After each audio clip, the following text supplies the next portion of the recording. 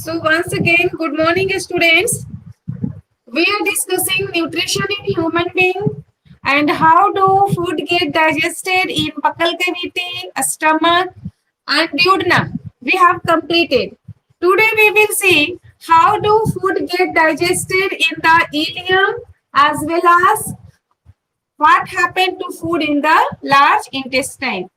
So first of all, today we will discuss about the what happened to food in the ileum. Okay, so first of all, when food comes in the ileum from the duodenum, jejunum is very small part, so no significant role of any enzymes or any enzymes has it done on the food in the jejunum. So from the duodenum, direct food comes into the ileum.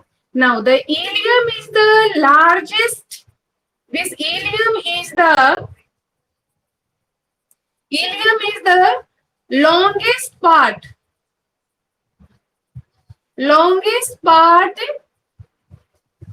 of gut.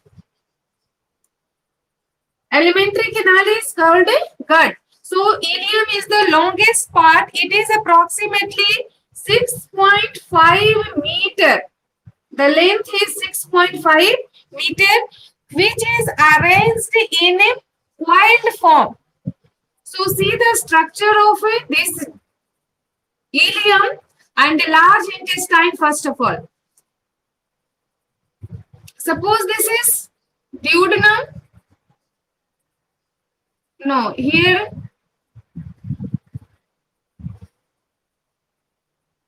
a stomach.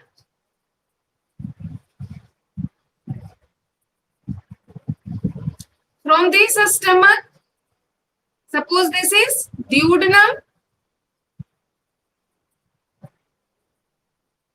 And here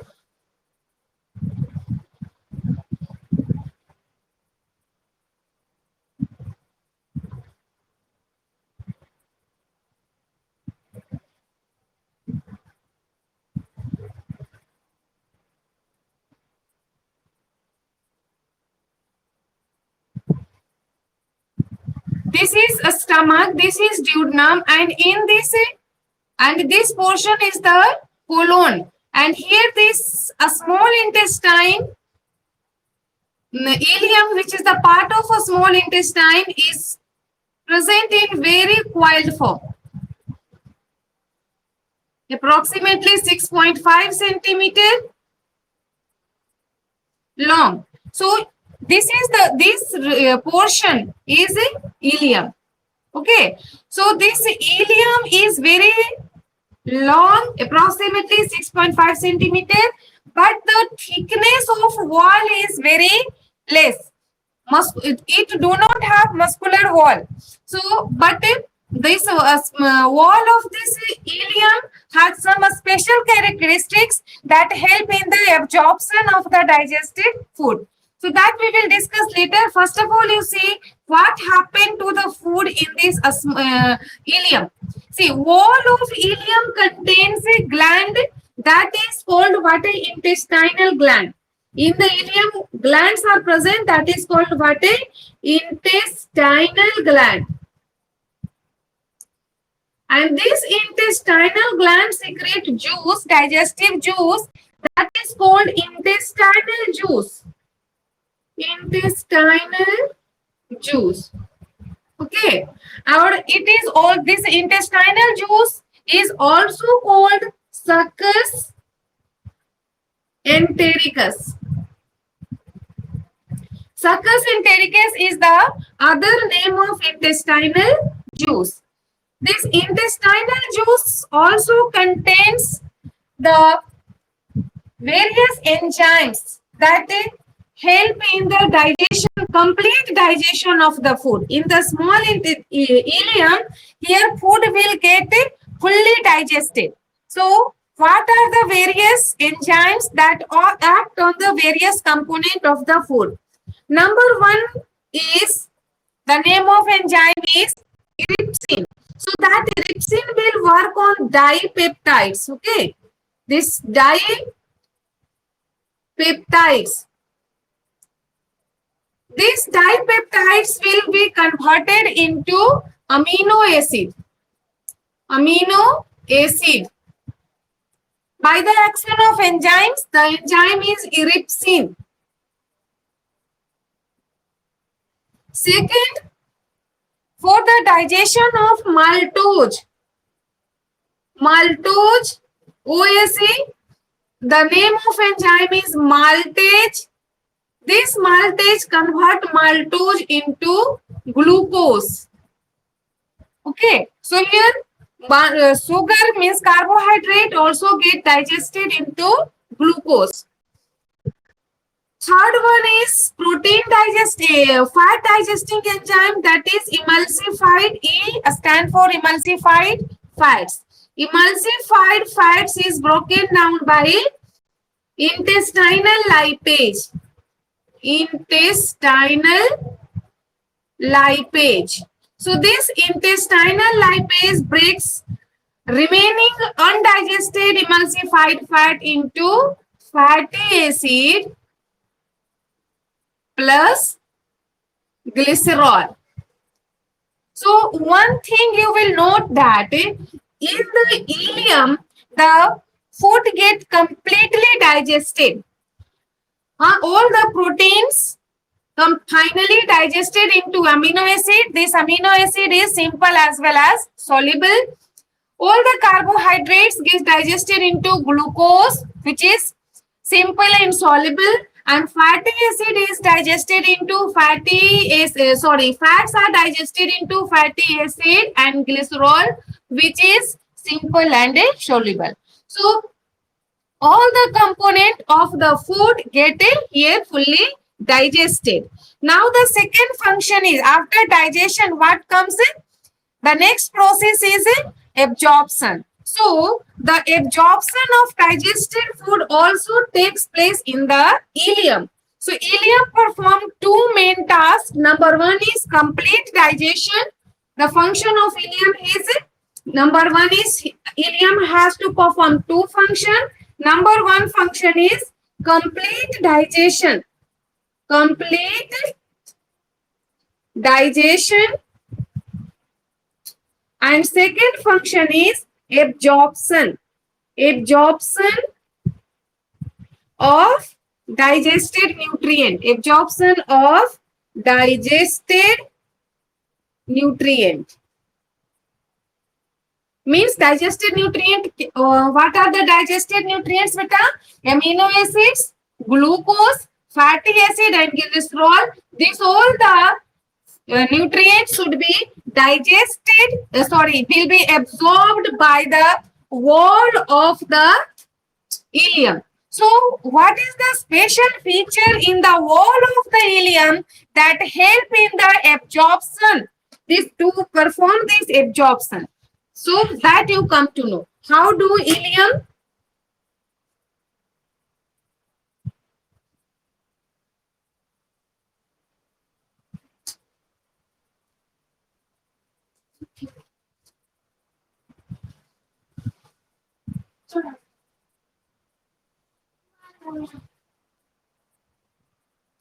so a special features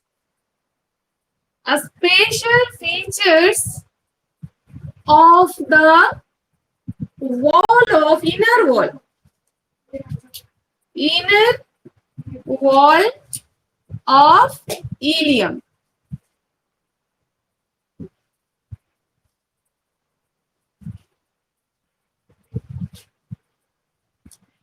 The inner wall of the ileum has three special features. Number one is, it is thin wall. The lining of the inner wall of ileum is very thin. It has thin walled. Okay. Second special feature of the ileum is, it is richly supplied with blood capillaries. Richly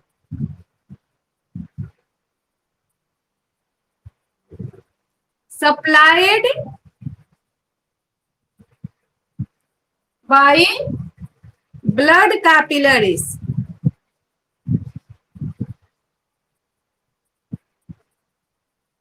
It is richly supplied with blood capillaries so that food can pass across the thin lining of the ileum into the bloods present in the blood capillaries. And number three, third characteristic feature of the wall of ileum is what? It has very large surface area. Have large surface area. So how do the area, inner area of the ileum increases? Please come to know. You have seen the length of the ileum is approximately 6.5 meters. Na? So suppose this is the tube, one portion of the small ileum we have, and if we are cutting the transverse section of this ileum and observing under the microscope, you will find that outer wall is smooth. But inner wall of this ileum has many finger-like projection.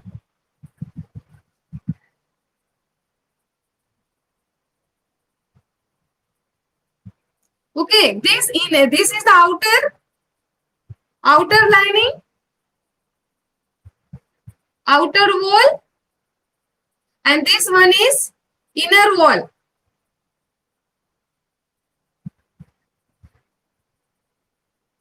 So inner wall, what you have noticed that inner wall is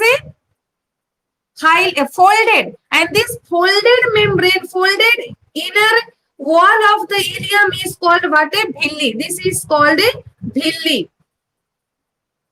Villi is plural, villus is singular, and this here, this inner wall, and it is richly supplied with the blood capillaries. So, like this arrangement, a structure it has the inner lining is very thin wall. It has large surface area due to folded inner wall, and third, it is richly supplied with the blood capillaries. And here you think in this region, the digested food is present, means glucose, amino acid, fatty acid, and glycerols are present there. So what happened, beta? These nutrients are absorbed. These nutrients passes from the wall of this ileum into the blood capillaries. See, suppose this is the food pipe or ileum, and this is the blood capillaries. This is what? A blood vessel. This is blood vessel, and this is the inner ileum, lumen of ileum. Lumen of ileum. Okay, so this is the lumen of ileum. Then what happens? This digested food, what is amino acid, glucose, fatty acid, glycerol, passes the wall of this intestine and comes into the blood capillaries where blood are present, and this blood, when these nutrients come, protein not, amino acid, fatty acid, glycerol, from this here this blood capillary is joining and forming vein and supplying this vein to the heart, and heart is pumping to each and every cells of the body. So that is the part, supplying, transporting is the function of circulatory system, but here absorption is taking place. This in the ileum, absorption has taken place. Now when this food absorbed food comes into the cell, then in the cell can use this for getting energy, or for repair of the damaged part, or for growth. That process will come in the assimilation. Okay, so here after absorption, this food will be used for assimilation. But what happened to the food in our alimentary canal, that you come to know. So as this food passes through 6.5 meter long ileum, almost all digested food is absorbed by the inner wall of the ileum, and it's this is digested food comes in the blood. Then what happened to the undigested food? This undigested food slowly comes in the large intestine. So large intestine has 3 parts. Large intestine, undigested food comes in the large intestine. This large intestine beta has 3 part. क्या क्या है 3 part? तो पहला part क्या कहते हैं? Caecum, जो कि this caecum in our body, human body get reduced, ये रिड्यूस्ड हो गया है और ये क्या में बदल गया है? Vermiform appendix, vermiform appendix.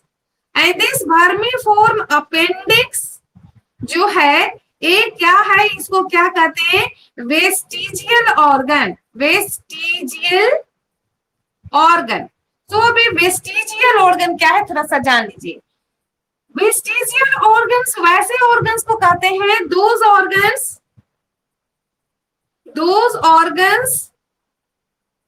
which are functional in ancestor but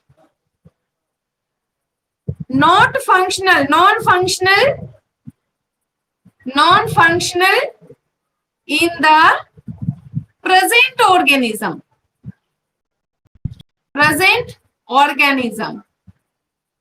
Okay, so vestigial organ beta क्या है? This cecum in our ancestors were herbivorous, so they need to digest the cellulose present in the cell wall of the all plants containing food. So they have large cecum like other herbivorous animals like cow, buffalo. They and in the cecum, suppose this is the cecum, large intestine part. So in this cecum they have a symbiotic bacteria. Symbiotic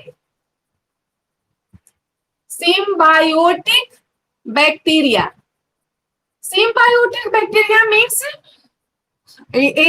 जिस गाय का या जिस animals का intestine में है तो उससे animal को भी बेनिफिटेड होगा and bacteria both mutually get benefited. तो ये जो सिम्बायोटिक बैक्टीरिया जो प्रेजेंट होता है बेटा, ये क्या करता है? जब फूड यहाँ आता है तो इसमें से सेलुलोज को ये सिम्बायोटिक बैक्टीरिया एक एंजाइम रिलीज करता है। तो सेलुलोज के ऊपर कौन सा एंजाइम निकलेगा? ये बैक्टीरिया क्या रिलीज करता है?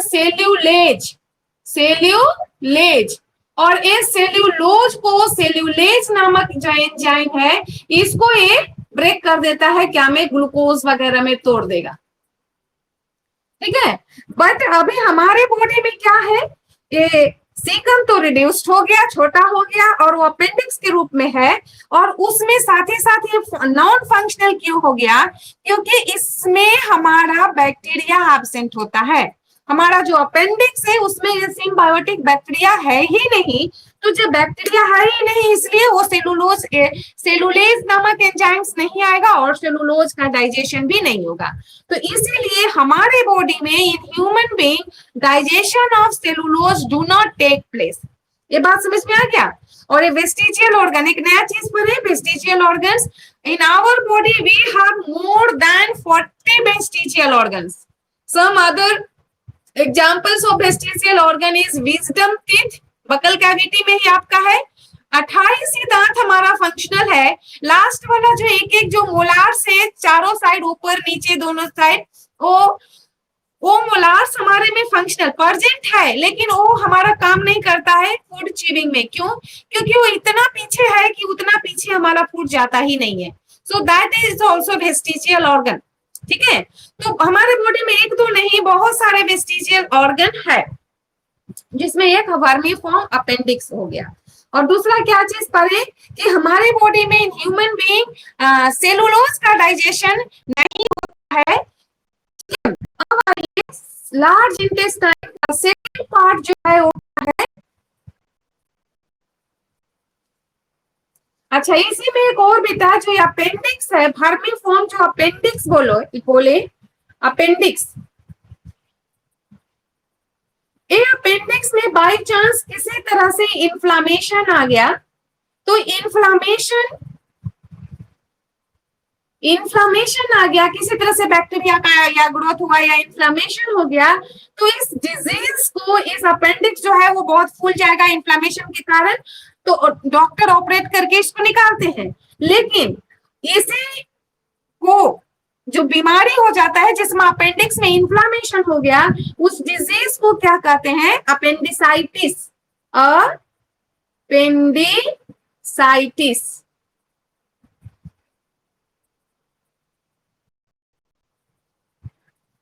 अपेंडिसाइटिस। सी आइटिस शब्द जो है, जहां पर भी ITIS लगता है आइटिस, तो इसका मतलब हो जाता है कि उस ऑर्गन में हमारा इन्फ्लामेशन हो गया, जैसे यहाँ पर आया अपेंडिसाइटिस। उसी तरह से ब्रेन का जो ब्रेन, हमारा ह्यूमन ब्रेन जो है वो 3 मेम्ब्रेन से ढका हुआ है, ठीक है, तो उसको मेनिंज कहते हैं। ब्रेन के जो कवरिंग है मेम्ब्रेन, उसको मेनिंज कहते हैं।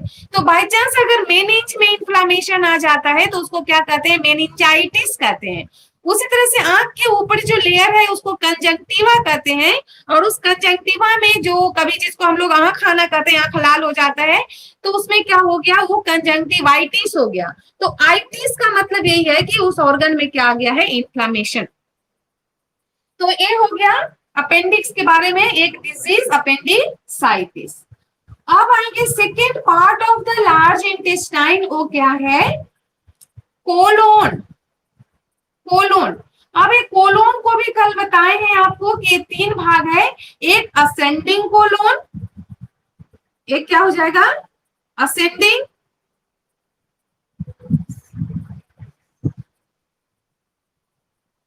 Ascending colon.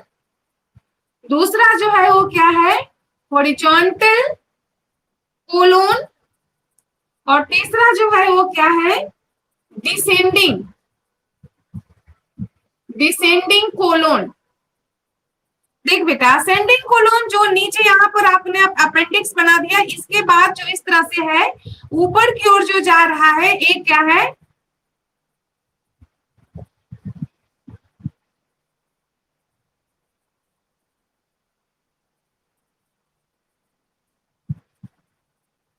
ये ऊपर की ओर जा रहा है, ये क्या हो गया? Ascending colon. ये हॉरिजेंटल कोलोन, ठीक है, और ये असेंडिंग वाला हो गया। ये क्या हो गया? हॉरिजेंटल हो गया। और ये नीचे की ओर आ रहा है, ये क्या हो जाएगा? Descending colon. और नीचे ये वाला पोर्शन क्या हो गया? रेक्टम है। थर्ड पार्ट जो है आपका क्या है? रेक्टम है। तो इसमें फूड क्या होगा? जब फूड इसमें आएगा, क्या बोलते हैं, कोलोन में, तो कोलोन में क्या होगा? तो जैसे ही फूड अनडाइजेस्टेड, क्योंकि all the absorption of the digested food तो इलियम में हो गया। अब क्या आया यहाँ कोलोन में? जो भी है ये तीनों कोलोन में क्या आएगा? Undigested food, undigested food. तो अब इस अनडाइजेस्टेड फूड में से कोलोन क्या कर लेगा? सभी पूरे वाटर को एब्जॉर्ब कर लेगा। So main function of colon is absorption of water. तो अनडाइजेस्टेड फूड में से पानी एब्जॉर्ब हो गया, तो वहां पर जो सेमी सॉलिड जो फूड है वो क्या कहलाया? अब फीकस कहलाएगा। तो वो फीकस अब कहाँ आ जाएगा? रेक्टम में, ठीक है। तो अब रेक्टम में देख लेते हैं क्या होगा। रेक्टम पर ये रेक्टम, रेक्टम का मेन 2 फंक्शन है। नंबर 1 फंक्शन जो है ये क्या करेगा कि अनडाइजेस्टेड फूड को टेम्पररली कुछ घंटा के लिए, 4 घंटा, 6 घंटा, 10 घंटा के लिए ये स्टोर करके रखता है। तो नंबर 1 फंक्शन हो गया store the undigested food, undigested food टेम्पोररली।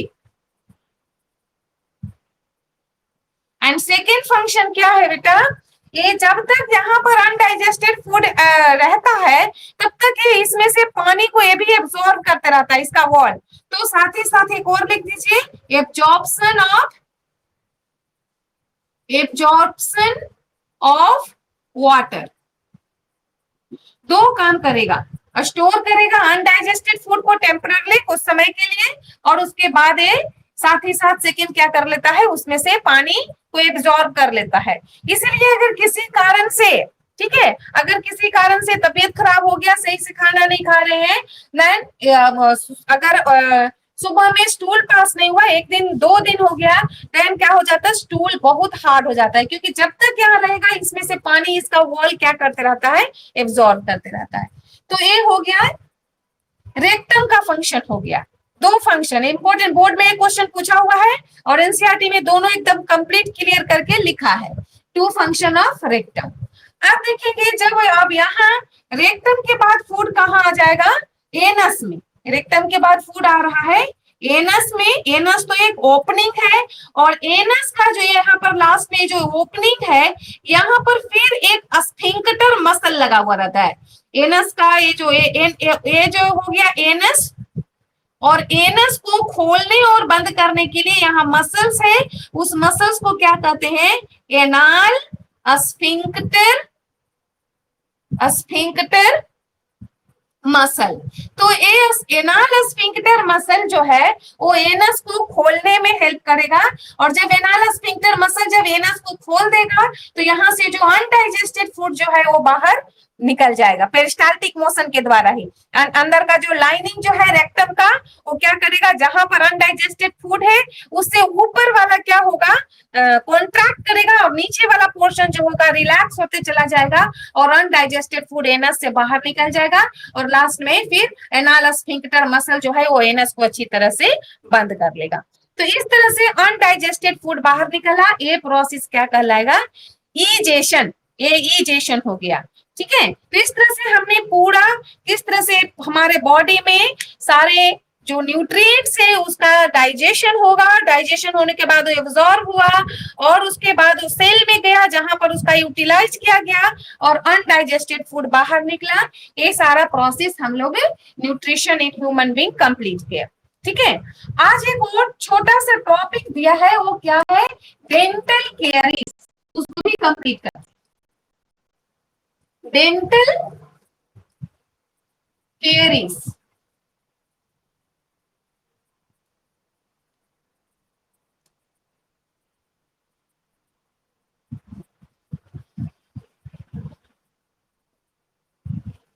Dental केयरिस है क्या, व्हाट इज डेंटल केयरिस।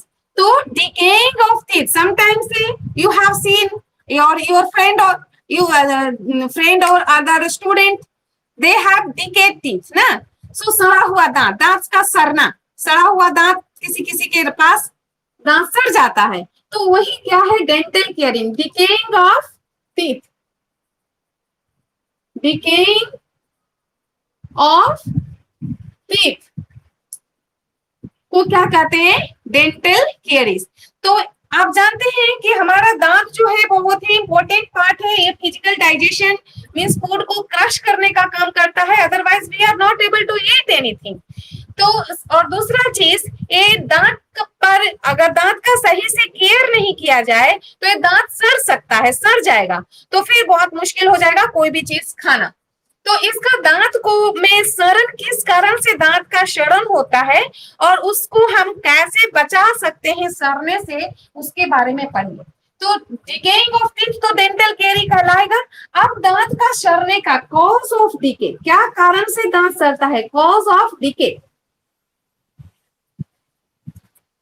सी, हम लोग मुंह में जो हमेशा कुछ खाते रहते हैं, ठीक है, या नाश्ता खा लिए और उसके बाद अच्छा से कुल्ला कर लिए, फिर दोपहर में कभी बिस्किट खाएं या कोई भी चीज खाने का मिल गया खाना खाएं, फिर generally we are doing brush 2 times, one in the morning and one in the evening. Some students are not brushing the teeth at evening before going to bed.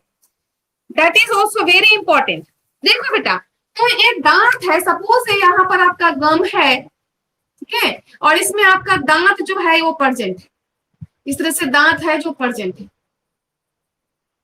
अब जब हम लोग खाते हैं तो कितना भी अच्छा से कुल्ला करने के बाद उस फूड पार्टिकल्स यहाँ पर कुछ ना कुछ फंसा हुआ रह जाता है, और साथ ही बकल कैविटी, दांत में, मुंह में बहुत प्रकार का बैक्टीरिया भरा हुआ रहता है, और जब फूड ज्यादा होगा तो बैक्टीरिया बहुत तेजी से वहां और ग्रो करेगा।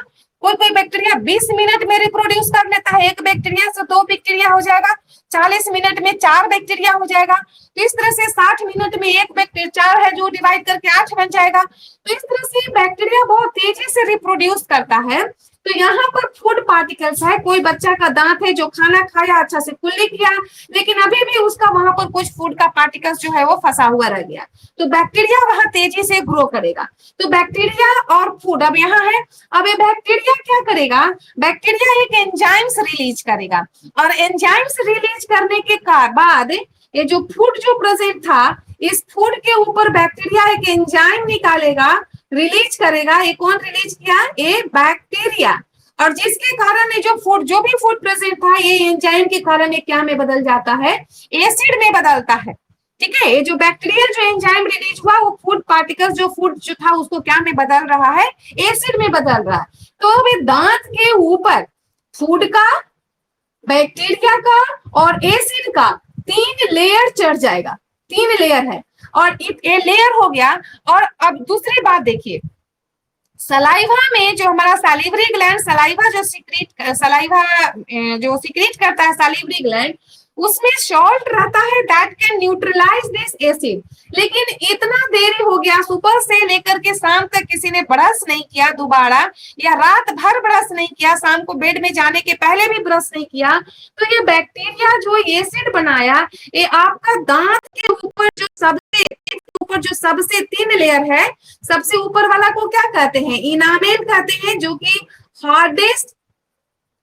हार्डेस्ट मटेरियल है हमारे बॉडी का। इसके बाद सेकेंड वाला जो लेयर है दांत के ऊपर, इसको क्या कहते हैं, डेंटिन, DEN, डेंटिन। और उसके बाद यहाँ आपका पल्प आता है, ठीक है, ये पल्प है। तो ये एसिड के कारण जो एनामेल जो है, ये कैल्शियम फॉस्फेट वगैरह सबका बना होता है, तो ये एसिड इसको क्या करता है, एनामेल को डिसॉल्व कर देता है। ठीक है ना, इसके अंदर जो केमिकल्स, जो कैल्शियम फॉस्फेट, ये सब जो है हार्डेस्ट मटेरियल वगैरह है, ये एसिड और एनामेल जो है रिएक्शन करके यहाँ पर क्या कर देगा, इसको डिसॉल्व कर देता है।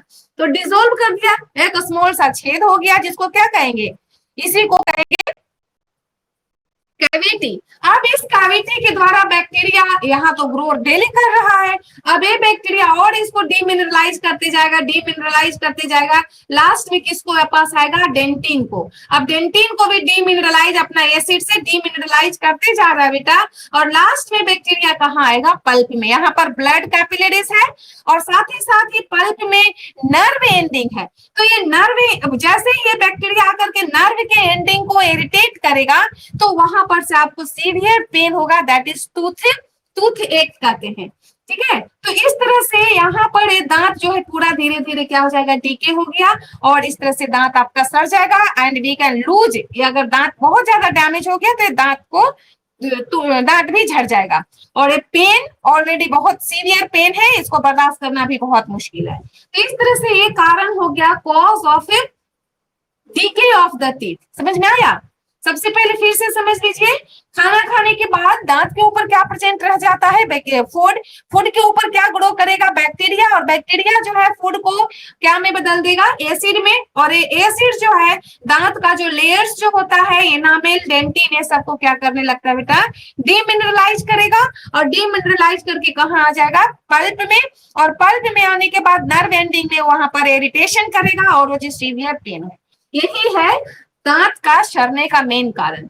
तो अब इसका बचाव करना बहुत ही आसान है। अच्छा, एक चीज और, ये जो दांत के ऊपर जो तीनों चीज का, फूड,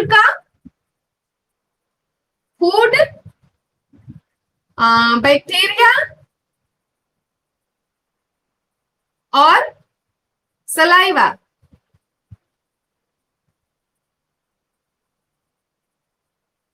का जो लेयर होता है, इस लेयर को क्या कहेंगे, पल्प, इसी को, सॉरी पल्प नहीं, इसको क्या कहते हैं, प्लेक कहते हैं, प्लेक, ठीक है। और ये प्लेक जो हो गया, प्लेक यहाँ सलाइवा में, सलाइवा नहीं लिखे, मैंने यहाँ एसिड लिखे, बैक्टीरिया क्या रिलीज करेगा, एसिड। फूड बैक्टीरिया और एसिड का जो दांत के ऊपर जो पतला सा गाद के समान जो लेयर चढ़ जाता है उसको क्या कहते हैं, प्लेक, येलो येलो टाइप का, ये प्लेक है।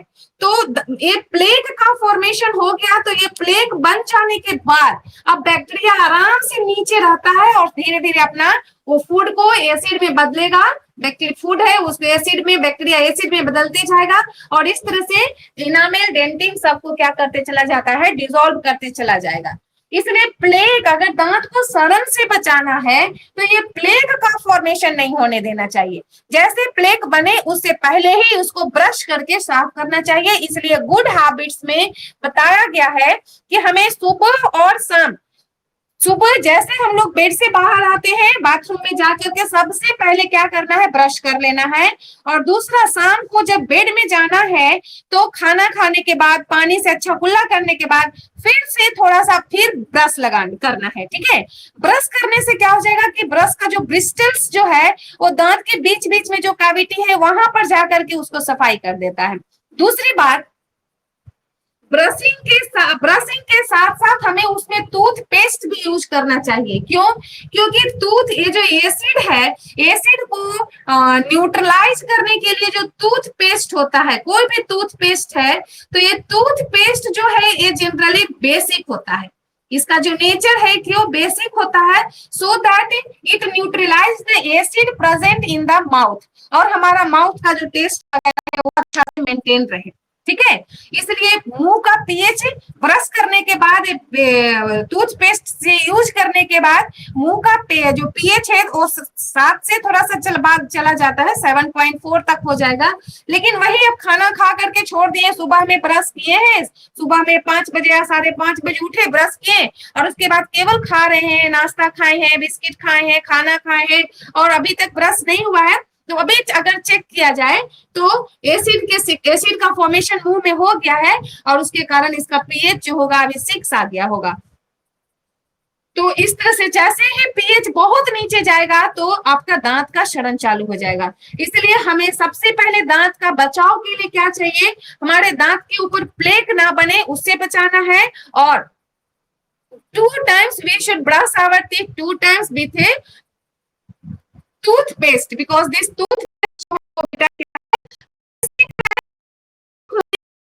एक्सेस जो एसिड जो मुंह में बना है उसको क्या कर देगा, न्यूट्रलाइज कर देगा। तो इस तरह से हमने डेंटल केयरीज भी कंप्लीट किए, ठीक है।